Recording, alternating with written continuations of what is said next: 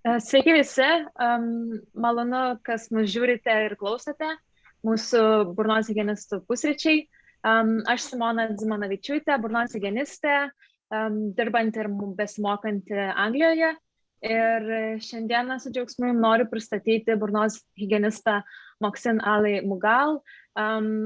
Jisai turi gan labai didelę patirtį ir šiandieną pasidalins su mumis, kaip gydyti periodonto pacientus burnos higienisto kabinete. Ir be to, kad jisai turi didelę patirtį, taip pat Moksil daro labai daug mokymų tiek dantistam, tiek higienistam. Ir jisai dėsto taip pat periodonto ligas viename iš universitetų Anglijoje. Hello, Mohsen. How are you? Laba Diana, I'm fine, thank you. How are you? Good, brilliant. I'm good as well, thank you. We are in the working environment now, so it's going to be very nice clinical chat, is it? Yes, I'm in my surgery as well. Good. Right, so let's start because we don't have a lot of time, so let's just start and then let's carry on. So Mo, why and how have you chosen dental hygienist profession? Is there any benefits or difficulties that you are a male dental hygienist?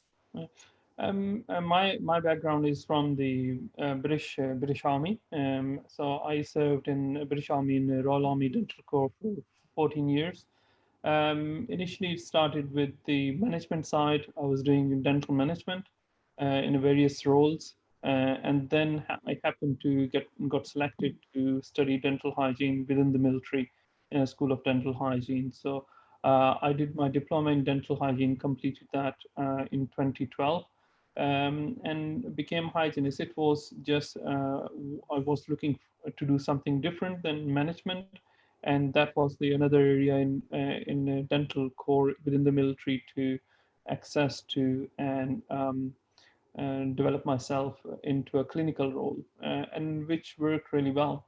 Answer to your question that being a male hygienist, yes, it's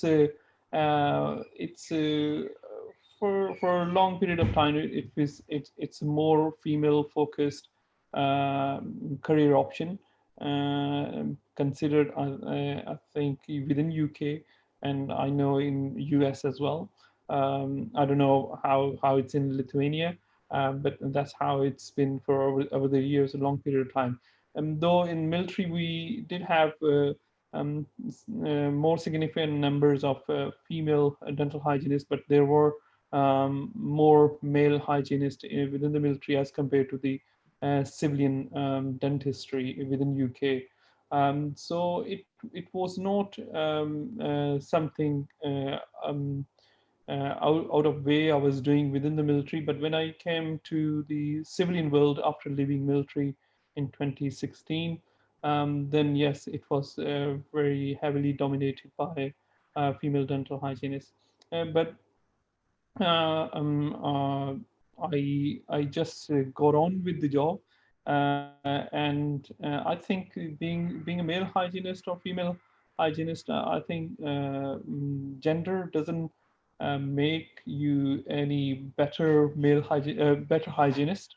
I think it's your personal qualities that stand you out within your team, in a dental team, and also with your patients as well. So I am trying to do my job really well. Yes, there was some questions from patients in past as well that. And from dental nurses, they were expecting a female hygienist to be in this surgery. So it did happen, but I think I just wanted to do job really well. That for patients, gender doesn't matter, and I think so far I managed to convince them. I would definitely agree with you. Thank you for this very informative background as well. And maybe let's go to the more clinical stuff as well. I know you did your master's degree as well. So how postgraduate studies have changed your work, and maybe you can help us to know how to get rid of that term scale and polish as like a simple cleaning. What do you think about this? Okay. We heard this term scale and polish a lot over the years. I think that's how hygienist profession was seen previously. Since I qualified, scale and polish term doesn't exist in my books. Our provision of treatment to our patients is according to the need of patient. It is possible to treat. It's not possible to treat all patients with same kind of treatment plan. In UK, most of dental hygienist curriculum in their training, in their undergraduate training, is learning and managing periodontal disease. So this is my area of work since qualified as a dental hygienist with diploma. I provide non-surgical periodontal management for my patients. And when I did that initial training within the military, because it was for the soldiers and officers of the British military. There was no cosmetic thing. It was only a treatment need focus way of dealing with that. So that's how we got trained, and I took that with me when I came to the civilian world. And I divided my I can divide my journey into what, how, and why. So what was that what I learned at my basic qualification as a dental hygienist, and how is when I started my journey providing periodontal management for my patients, and started gaining experience how I do my job for a variety of patients and a variety of needs. I wanted to do my job as a dental hygienist very well, because when I stepped into the role of dental hygienist, I loved it, and I can confidently say that I love my job. After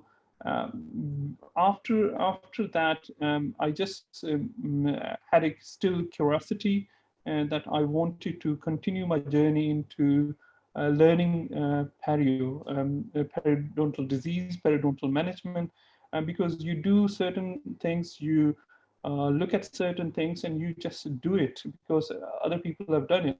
But I just wanted to know why we are doing it and what's behind it. So I think that is in that was in my ambition to probe further, and then I did convert my diploma in dental hygiene into BSc honors in dental studies, and that was the only course available at that time to convert that diploma into BSc honors degree. And after that, my curiosity increased further, and then MSc in Advanced Periodontal Practice program, which started in 2015, and I was in the 2016 cohort to start the program. It was the first time dental hygienists allowed to have masters in clinical perio. I took this challenge on for 3 years. It allowed me to question every single step I take, and I taught to take and see reasoning behind it. And I think that's how I can sum it up. That's brilliant. Thanks, Mo. And I think we all want to love our profession, is it? So it's very nice to hear that you love what you're doing. So maybe let's go deeper into the clinical part as well. Tell us a little bit more how you manage periodontally compromised patients. And most of my colleagues and my friends are really interested when and how to decide if we need just a regular hygiene session or we need more treatment to do. Okay. So I think the management of periodontal disease is a very vast topic, and we may need many hours to discuss that, how to manage periodontally compromised patient. But I would like to summarize my role in the provision of periodontal management for my patients by sharing some of the information. Let's go. So I take you to this oral care pathway, and I think it's not only for dental hygienists, and it's for wider dental, our dental clinicians' role within the general dental practice. So that when we have a patient walking into us, what sort of areas we look at is the very first thing we look at the relief of acute symptoms, and then go into oral hygiene, diet analysis, and disease prevention. And from there, we develop into the addressing active disease, and then non-surgical periodontal treatment, reassessment, corrective therapy, which can include root canal treatment, perio, ortho, and then definitive restorative treatment, and recall maintenance supportive periodontal therapy. So that's how the oral care pathway for dentists and dental hygienists, it's or dental therapist, as we have in UK. So where do I fit into that? That's the question. So when I look into that, I don't see myself as a scale and polish machine over there to provide just simple scale and polish in that pathway. So if I can take that, so when I see that, the very first thing from that, because I can't provide any emergency treatment, so very first thing I see myself into oral hygiene, diet analysis, and disease prevention focused role. And after that, it's the correction of local risk and plaque retentive factors. So that's including the removal of the supragingival calculus. And after that, going into non-surgical periodontal treatment. So that's under my scope of practice. I provide that day in, day out, and that's what I trained for. And then reassessment, and then recall maintenance and supportive periodontal therapy. So these are the areas in that oral care pathway I fit in to provide a non-surgical periodontal management. Type of periodontal procedure, what do we have in terms of management of periodontal disease? So when we look at those, non-surgical periodontal treatment, gum graft surgery, laser treatment, regenerative procedures, dental crown lengthening, pocket reduction procedures, okay, and plastic surgery procedures. So what a dental hygienist can do out of all those, okay, it was a big list of seven or eight procedures. Yeah, so what a dental hygienist can do, okay, out of those, in terms of the perio procedures, I can do only non-surgical periodontal treatment out of those. But this is the bulk of the periodontal management. Non-surgical periodontal treatment is the bulk of the periodontal management, which me and you as a dental hygienist, we can provide day in, day out in our general dental practices. We have British Society of Periodontology in UK. So British Society of Periodontology, I think sums up our role really well and clearly defines the role of a dental hygienist in the delivery of periodontal care in the Good Practitioner's Guide, with a view of dental hygienists practicing with direct access and allowed to diagnose and treatment plan. Okay, so we can diagnose and provide a treatment plan. What's the under scope of practice, what we train for, and we are trained for periodontal disease management, but non-surgically way. Okay, so we can't do surgical procedure, but non-surgically we can manage periodontal disease. Okay, so now let's have a look. What do I do we had a look in that oral care pathway, and now what do I do for my patients? So I get patient referred by a dentist with or without diagnosis and treatment plan. I do BPE and provisional diagnosis, and then radiographs. So with the 2017 classification for the periodontal disease, okay, so to provide a full diagnosis for the periodontal disease, periodontal compromised patient, we need to have a look at the radiographs to assess the bone loss, and then diagnose according to that. And then initial corrective therapy. Okay, what's the initial corrective therapy for me? Is first of all oral hygiene instructions, very thorough, detailed oral hygiene instructions, and then removal of some supragingival calculus to aid the patient to start the interproximal cleaning, and give a patient some visual that what they need to improve, and guide the patient accordingly in that initial corrective therapy. And then periodontal assessment. So periodontal assessment, because if we do before doing the initial corrective therapy, so maybe supragingival calculus will be in your way to do the appropriate periodontal assessment. So in my practice, I do that after the initial corrective therapy. And after periodontal assessment, we diagnose, okay, and do the root surface debridement and a review. And then corrective therapy. Corrective therapy is that if any areas we need to go further, treat further, and we do corrective therapy, and with the second course of RSD.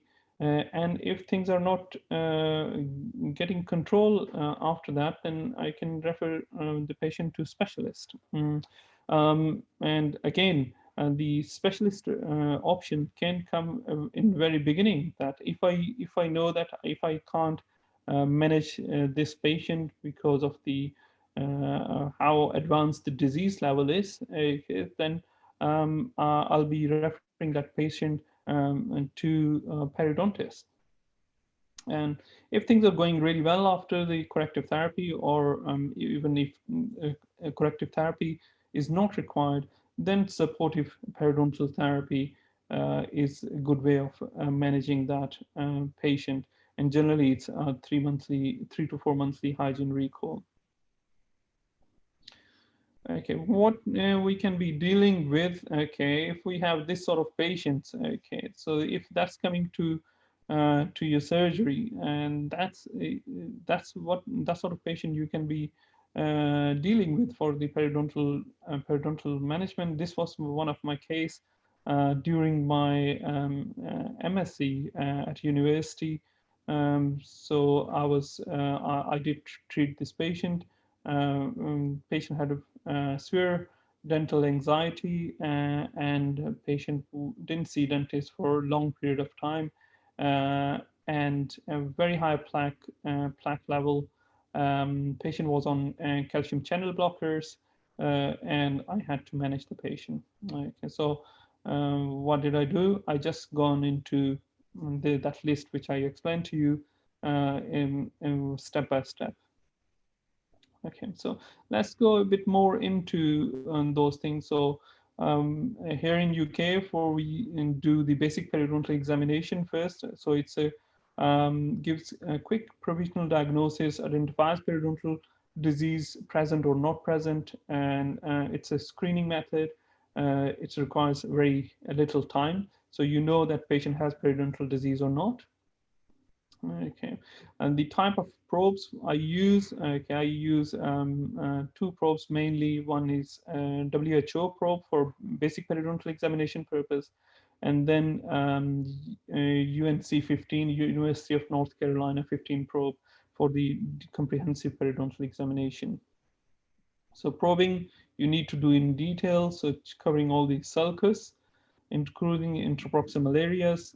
Okay, and then in the periodontal assessment, we do 6-point pocket chart, which is the pocket depth assessment. Okay, so we do on every single tooth and give number to 6 points: recession, furcation, mobility, suppuration, plaque retentive plaque and bleeding indices. So these all things we need to put that on the comprehensive periodontal examination, which is a periodontal assessment. Okay, so if I can give you a view of that, okay, it can look like that. Okay, so you need to put that on that. So possibly you'll not be able to see the depth of the pockets there, but it's not a 4 millimeter or a 5 millimeter. So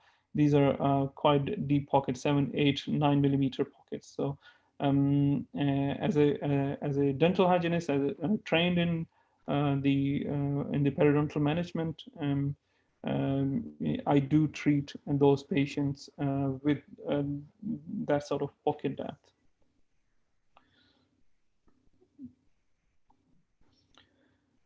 Okay, so how periodontal assessment will help me? So periodontal assessment helped me to provide the diagnosis that in much detail, along with the radiographic assessment, and then it informs me that the severity of disease present, because if we just look at the BPE for the purpose which is diagnostic tool, BPE4 can be a 6 millimeter pocket or 9, 10, 11 millimeter pocket. So BPE doesn't give you enough detail about the severity of the disease, but the comprehensive periodontal examination, it gives you a lot more details about the severity of the disease and areas it's present.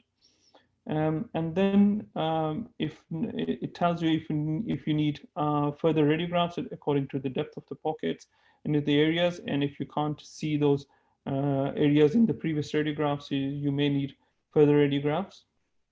And what treatment options to consider. Okay, so because in the beginning I said that we can't treat every patient with that 30 minutes scale and polish appointment for periodontal disease management. So we need to do that treatment on the merit of the severity, that how severe the disease is, and then we need to consider the options, and then we need to give those options to patients, and patient need to decide. And again, the communication factor is going to be very, very important there.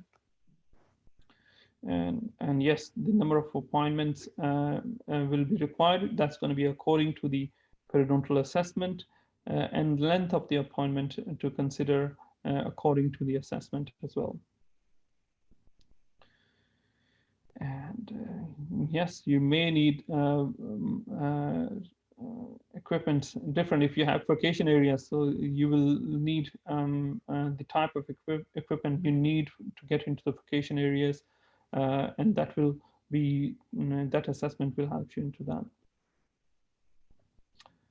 Cost of the treatment. Okay, yes, depending on the severity, number of appointments required, length of the appointments required, that by doing that you can give estimate to patient, and then it's going to be patient's decision.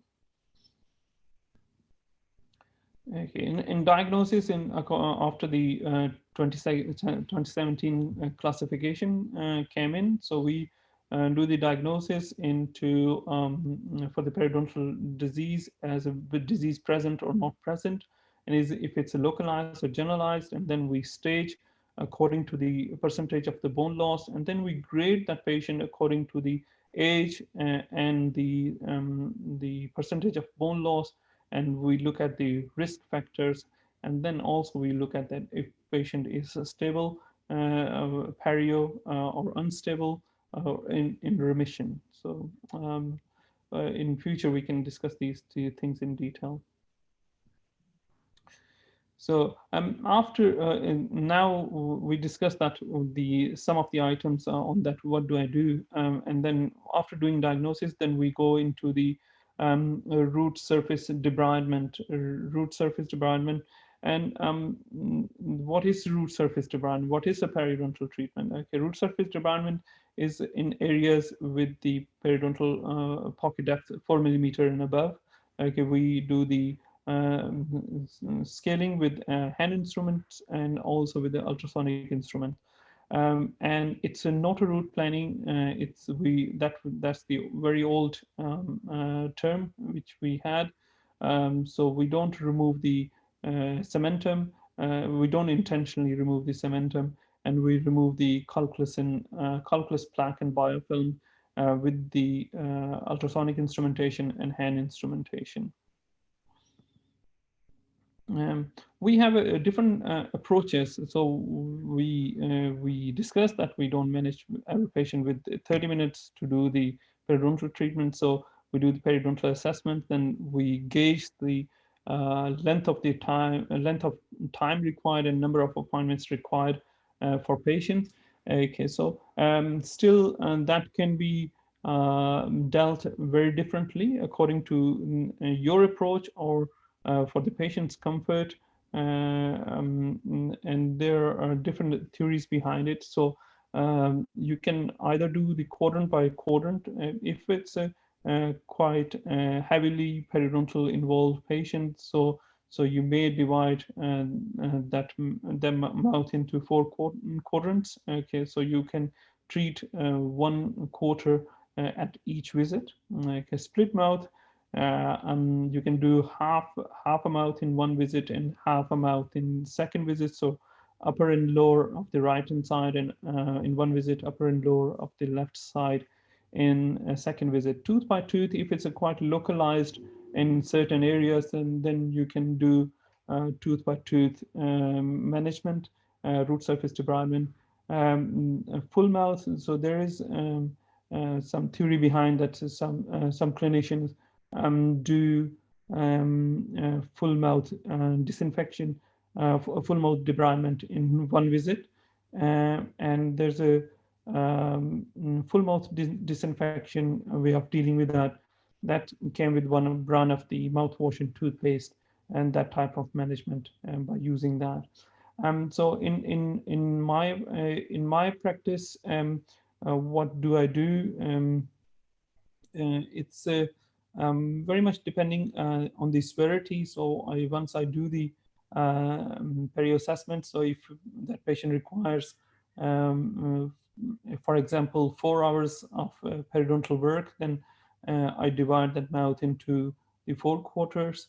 And if it requires 3 hours of work, or 2 hours of work, or 1 hour of work to do the root surface debridement, and I do that accordingly.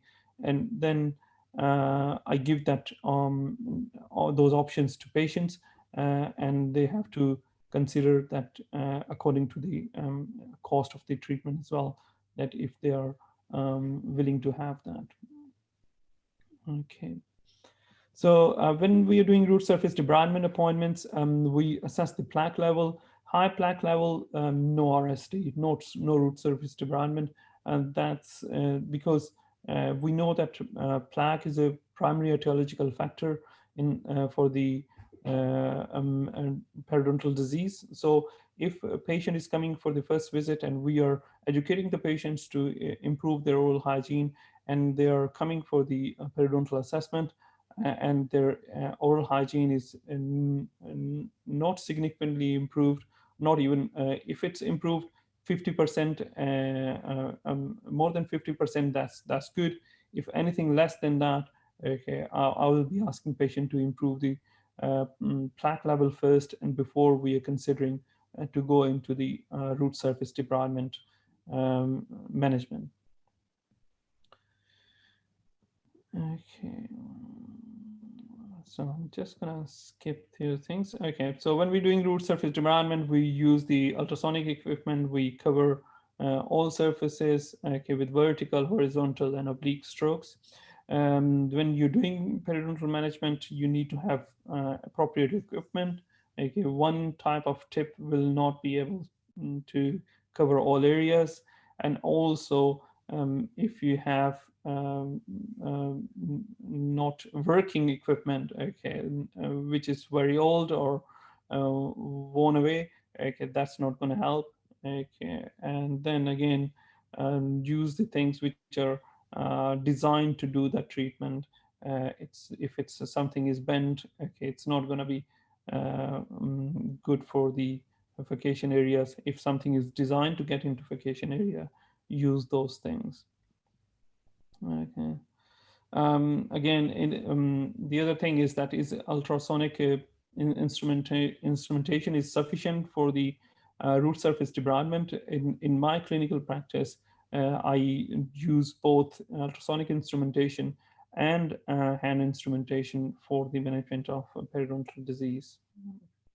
Okay, and when you're looking at the periodontal, the instruments for the root surface debridement in terms of hand instruments, so you can't deal, in my way, I use the greasy instruments. Okay, I can't do that treatment with 1 or 2 instruments. I need a whole set of the instruments. So if you're planning to do the job properly on a good level in terms of periodontal management, so your skill set need to be on that level, along with the equipment you need for that. Okay, so after doing root surface debridement, I do review.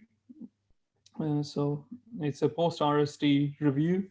I generally before, in between the periodontal assessment, review periodontal assessment and the root surface debridement last visit, I bring the patient back to check their oral hygiene status, and I may have flushed the areas to remove the biofilm. And 8 weeks time, I do the reassessment for that patient again. And at that visit, once I've done the reassessment, I compare with the previous assessment and I communicate with the patient, and then we plan further. So corrective therapy is that if any residual pockets remaining, then we can plan a second course of RSD. And just looking at that, do I get satisfactory outcome for that sort of patient? Okay, I'm going that pathway. Yes, I do. So it's the good management going through that protocol. Okay, so what else is required is you require good communication with the referring dentist, understand the complexity of overall care needs of the patient, and communicate with other specialists if necessary, and get the rest of the team on board. Okay, so that was it from me on that for the periodontal management. Back to Simona. Thank you. So it was really comprehensive and very informative, and thank you for that, Marcel. I'm pretty sure many hygienists will learn something new. I'm not sure if you still got time to ask you a few other questions. Yeah. So honestly, what you can recommend for hygienists who doesn't feel confident to start this kind of periodontal patient management? I think because the way I gone and get more confidence into it, first of all, is you're thinking that you want to do this. Okay, so you need to be in love with this sort of work, that then you will have more desire to go and develop yourself into it. And then yes, it's a further training is going to be really important to do this sort of management on for your patients, that you just don't do it, you just want to do it really well, and that's going to be critical. So I think developing yourself, getting more and more training, and thinking that way as well, that you want to work that way, you want to manage your patient for their periodontal needs, not just simple scale and polish to remove some stains. So I know you mentioned training, a lot of training. So just be honest. I know you do training for dental hygienists, even for the dentist. What challenges do you face? And maybe, you know, one day you would come to Lithuania to do a proper master training for dental hygienists in Lithuania. Yes, I think I do training for students in university. I teach on a adaptation dental hygiene program in University of Essex, and also I teach on MSc in Advanced Periodontal Practice program at University of Essex, along with the various CPD events we have, the training for periodontal disease management within the UK. I teach on that, and I take that as a challenge, or maybe just opportunity, that I discuss more and more with people and try to develop them into similar thought process that they can provide the periodontal management for their patients. And yes, it will be really good if we can organize something in Lithuania to discuss the management of the periodontal disease and how we can improve the skill set for the hygienists and therapists. I believe it's a hygienist over there. So for their development, yes, I think it will be really good. I promise, Mo, we're definitely gonna arrange something, and I think our hygienists will be very happy if we can have that. Also, I don't know if you remember, I asked you if you can think any question or anything like a quiz question, so hygienists can answer that, and I've got a few presents for them, like a Pirovac suctions, and honestly, I've got some quite nice mouthwash as well to try.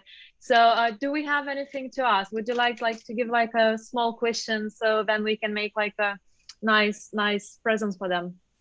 Okay. It can be a tricky question. Okay. So that's all right. What's the most important thing when you manage patient is for you? It can be various things, okay, but I think one thing is going to be very important. So I'll ask you that: what is most important thing which you need to manage your patients? Thank you so much for this question, and we will look forward for answers, and we will choose the winners as well later on. Yeah. Thank you so much. Thank you for very nice talk and very informative talk. Thank you, Gitana, as well for giving us opportunity to share this knowledge from outside Lithuania as well. And I'm really hope that everybody will enjoy this. Okay. Thank you very much, everyone. Thank you, Simona. Thank you, Gato.